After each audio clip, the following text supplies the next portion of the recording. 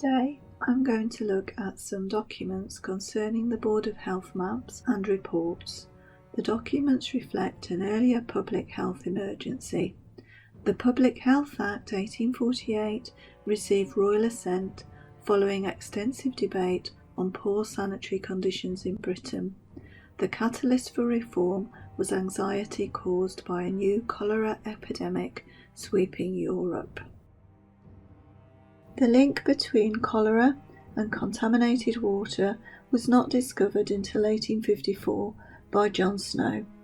Cities in developed nations made massive investment in clean water supply and well-separated sewerage treatments between the mid-1850s and 1900s. This eliminated the threat of cholera epidemics from the major developed cities in the world. But before that time, there were a number of explanations circulating, as demonstrated in this prayer from 1831. Drunkards are among the first attacked and likeliest to die, and use green vegetables sparingly. People were advised to practice clean, sober living and pray regularly.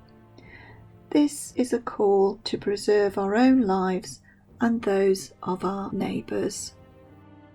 Following the Public Health Act of 1848, reports to the Board of Health in Whitehall highlighted the contrast in Leamington between the principal streets and squares and the unsavoury back streets, alleys and courts, where a fatal epidemic might easily break out and flourish, thereby ruining the town's reputation as a place of comfort, health and recreation.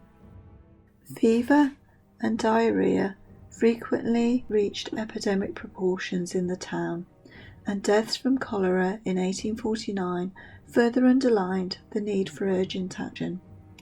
Nevertheless, the authorities and medical profession were slow to respond, preferring to suppress the facts rather than tackle them, and the elected Board of Health was not established until June 1852. The board governed the town for the next 20-odd years, possessing powers of regulating paving, lighting, cleansing, among others. Here, Satchwell Street is highlighted as a fever hotspot, where 2 courts were found to be filthy. There were open receptacles of waste, so children were in danger of falling in. The residents complained they could get no water. The legislation required the Board of Guardians of the Poor to furnish daily lists of persons attacked by cholera or other epidemic or contagious disease within the Union to the General Board of Health. Here we see a response from the medical officer drawing attention to the filthy state of Milverton Brook. He is sure it is a frequent source of diarrhoea and fever, but despite his calls to culvert it or otherwise abate the nuisance, it remains the same. 4 people in the vicinity have succumbed to disease. To assist in laying sewers, J. Lyon Alexandra of London was commissioned to survey the town. He drew up the most detailed map of it yet made, which in addition to calculating drainage levels, differentiated between the various types of buildings and roads, indicated the presence of water closets, sinks, cisterns, privies, and even dustbins. The tiny figures with decimal points on each property indicate the surface levels.